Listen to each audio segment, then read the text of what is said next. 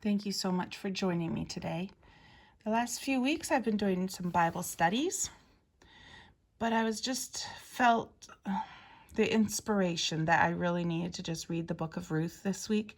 It's a beautiful story in the Old Testament, and it's very, very important to the whole Bible. So we're going to start with chapter 1. All right. Now it came to pass in the days when the judges ruled that there was a famine in the land, and a certain man of Bethlehem, Judah, went to sojourn in the country of Moab, he and his wife and his 2 sons. The name of the man was Elimelech, the name of his wife was Naomi, and the names of his 2 sons were Mahlon and Chilion. Ephrathites, I guess it would be, of Bethlehem, Judah. And they went to the country of Moab and remained there. Then Elimelech, Naomi's husband, died, and she was left with her 2 sons. Now they took wives of the women of Moab. The name of the one was Orpah, and the name of the other Ruth. And they dwelt there about 10 years. So they'd been married for quite a long time. Then both Mahlon and Chilion also died. So the woman survived her 2 sons and her husband. So this is very, very sad. The whole story starts off horribly. Like she's lost her sons and her husband. Then she arose with her daughters-in-law that she might return from the country of Moab, for she had heard in the country of Moab that the Lord had visited his people in giving them bread. All right, remember I just read that there was a famine in the land. So you go where there's food. Therefore she went out from the place where she was, and her 2 daughters-in-law with her, and they went on the way to return to the land of Judah. And Naomi said to her 2 daughters-in-law, "Go, return each to her mother's house. The Lord deal kindly with you, as you have dealt with the dead, and with me. The Lord grant that you may find rest, each in the house of her husband." Then she kissed them, and they lifted up their voices and wept. And they said to her, "Surely we will return with you to your people." But Naomi said, "Turn back, my daughters. Why will you go with me? Are there still sons in my womb, that they may be your husbands? Turn back, my daughters. Go your way, for I am too old to have a husband.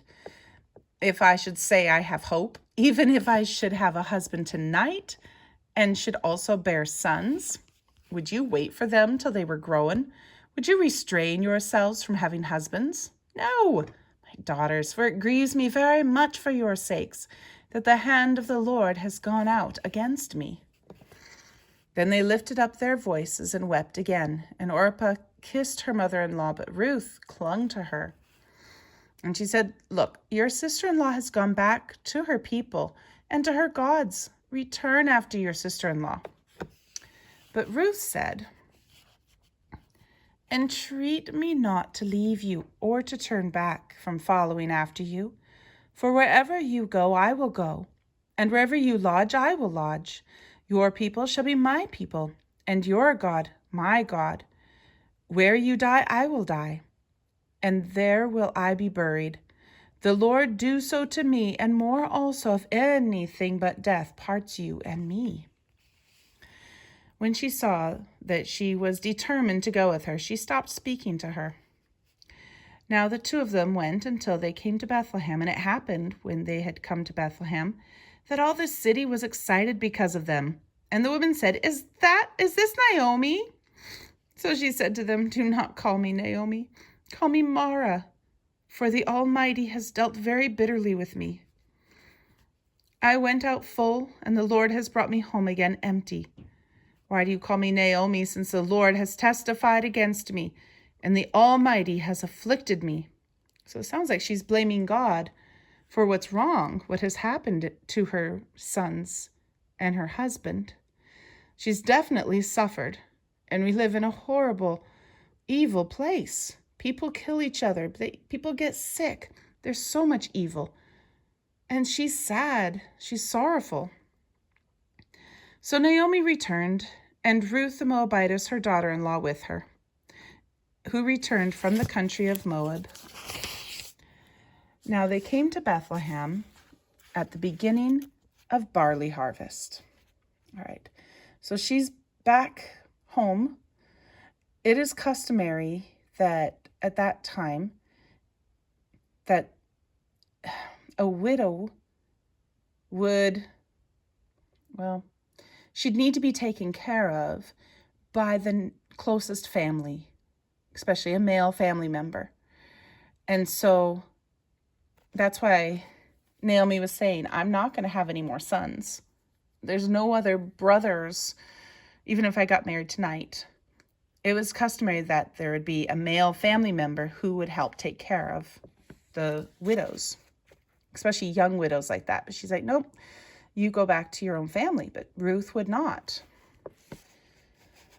And Naomi had a kinsman of her husband's, a man of great wealth of the family of Elimelech. His name was Boaz. So Ruth the Moabitess said to Naomi, please let me go to the field and glean heads of grain after him, in whose sight I may find favor. And she said to her, go, my daughter. Then she left and went and gleaned in the field after the reapers. And she happened to come to the part of the field belonging to Boaz, who was of the family of Elimelech. Now behold, Boaz came from Bethlehem and said to the reapers, the Lord be with you. And they answered him, the Lord bless you.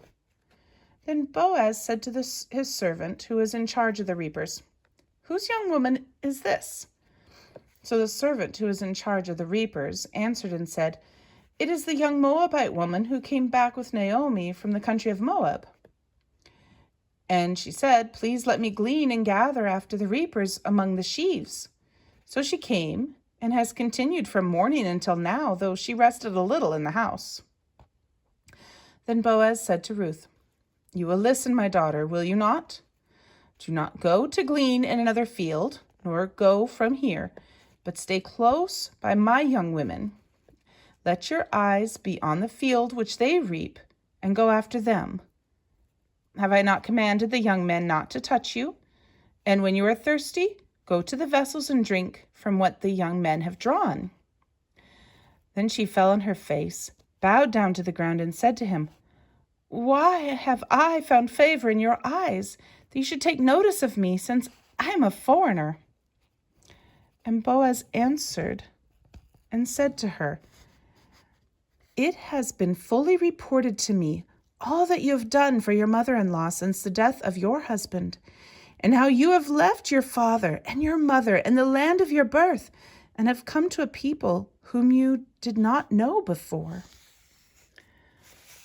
The Lord repay your work, and a full reward be given you by the Lord, God of Israel, under whose wings you have come for refuge. Then she said, let me find favor in your sight, my Lord, for you have comforted me and have spoken kindly to your maidservant, though I am not like one of your maidservants. Now Boaz said to her at mealtime, come here and eat of the bread, and dip your piece of bread in the vinegar. So she sat beside the reapers, and he passed parched grain to her, and she ate and was satisfied, and kept some back. And when she rose up to glean, Boaz commanded his young men, saying, let her glean even among the sheaves. Do not reproach her. Also let some grain from the bundles fall purposely for her. Leave it that she may glean, and do not rebuke her.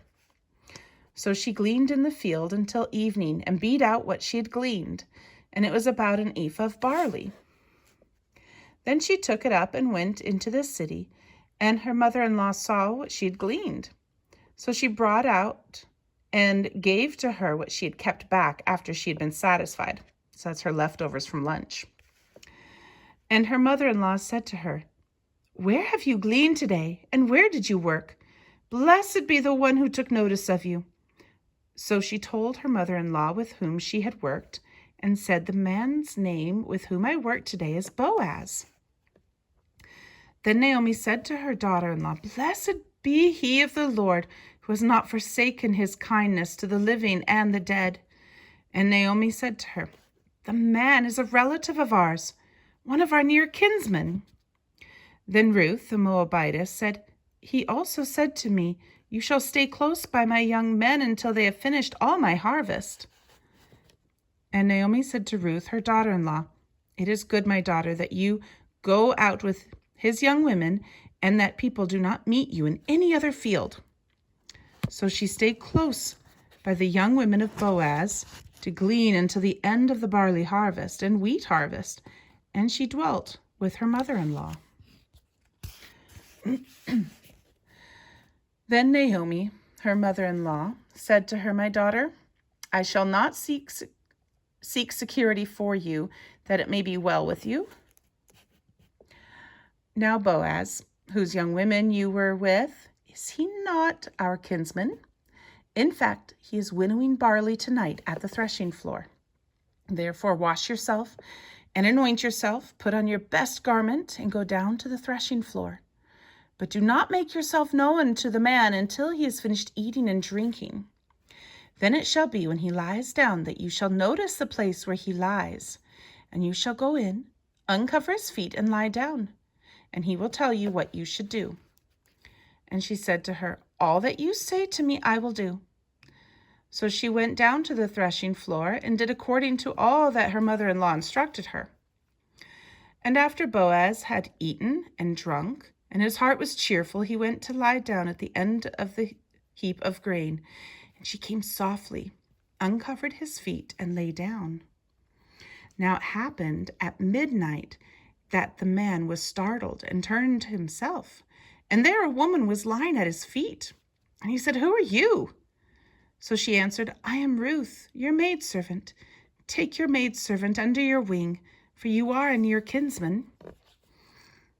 Then he said, "Blessed are you of the Lord, my daughter, for you have shown more kindness at the end than at the beginning, and that you did not go after young men, whether poor or rich. And now, my daughter, do not fear. I will do for you all that you request, for all the people of my town know that you are a virtuous woman." Reputation matters, doesn't it? "Now it is true that I am your near kinsman. However, there is a kinsman nearer than I. Stay this night, and in the morning it shall be that if he will perform the duty of a near kinsman for you, good, let him do it. But if he does not want to perform the duty for you, then I will perform the duty for you, as the Lord lives. Lie down until morning." So she lay at his feet until morning, and she arose before one could recognize another. And he said, "Do not let it be known that the woman came to the threshing floor." Also he said, "Bring the shawl that is on you and hold it." And when she held it, he measured 6 ephahs of barley and laid it on her. Then she went into the city. So when she came to her mother-in-law, she said, "Is that you, my daughter?" Then she told her all that the man had done for her. And she said, "These 6 ephahs of barley he gave me, for he said to me, 'Do not go empty-handed to your mother-in-law.'" Then she said, "Sit still, my daughter, until you know how the matter will turn out, for the man will not rest until he has concluded the matter this day." Now Boaz went up to the gate and sat down there, and behold, the near kinsman of whom Boaz had spoken came by. So Boaz said, "Come aside, friend, sit down here." So he came aside and sat down. And he took 10 men of the elders of the city, said, "Sit down here." So they sat down. This is a business deal going on. They're talking about business, and they want witnesses. Make sure it's all in agreement. Then he said to the near kinsman, "Naomi, who has come back from the country of Moab, sold a piece of land which belonged to our brother Elimelech. And I thought to inform you, saying, 'Buy it back in the presence of the inhabitants and the elders of my people. If you will redeem it, redeem it. But if you will not redeem it, then tell me, that I may know, for there is no one but you to redeem it, and I am next after you.' And he said, 'I will redeem it.' Then Boaz said, 'On the day you buy the field from the hand of Naomi, You must also buy it from Ruth, the Moabitess, the wife of the dead, to raise up the name of the dead on his inheritance. See, that's the trick. It's not just a piece of land. He would also have to marry Ruth and raise up children from Ruth, inhabitants for that land. And the near kinsman said, I cannot redeem it for myself, lest I ruin my own inheritance. You redeem my right of redemption for yourself, for I cannot redeem it. Okay. Now, this was the custom in former times in Israel concerning redeeming and exchanging. To confirm anything, one man took off his sandal and gave it to the other, and this was an attestation in Israel. So that was the custom. Therefore the near kinsman said to Boaz, buy it for yourself. So he took off his sandal. And Boaz said to the elders and to all the people, you are my witnesses this day that I have bought all that was Elimelech's, and all that was Chilion's and Mahlon's from the hand of Naomi. Moreover, Ruth the Moabitess, the wife of Mahlon, I have acquired as my wife, to raise up the name of the dead on his inheritance, that the name of the dead may not be cut off from among his brethren, and from the gate of his place. You are witnesses this day. And all the people who were at the gate and the elders said, we are witnesses. The Lord make the woman who is coming to your house like Rachel and Leah, the two who built the house of Israel. And may you prosper in Ephrathah and be famous in Bethlehem. May your house be like the house of Perez, whom Tamar bore to Judah, because of the offspring of the Lord will give you from this young woman. So they're giving them a blessing. Basically, may you be prosperous and have lots of children. So Boaz took Ruth, and she became his wife. And when he went into her, the Lord gave her conception, and she bore a son. Then the women said to Naomi, blessed be the Lord, who has not left you this day without a near kinsman, and may his name be famous in Israel. And may he be to you a restorer of the life and a nourisher of your old age. For your daughter-in-law, who loves you, who is better to you than 7 sons, has borne him. Then Naomi took the child and laid him on her bosom and became a nurse to him. Also the neighbor women gave him a name, saying, this is a son born to Naomi. And they called his name Obed. He is the father of Jesse, the father of David.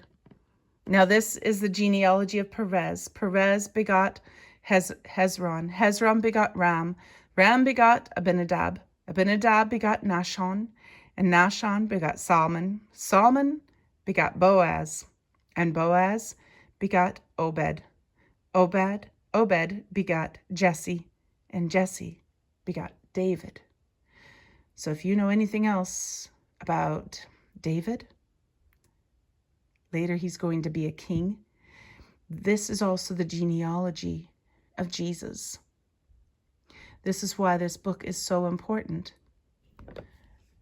This whole story is part of Jesus's genealogy. And it's beautiful how it's all connected. God brings good from sorrow. We do have sorrow in this world, but don't give up. God can bring good to all of us. I'm sorry about the focus. There we go. So I hope that you've been blessed today with the reading of the book of Ruth. And please join me again next week. Have a blessed week.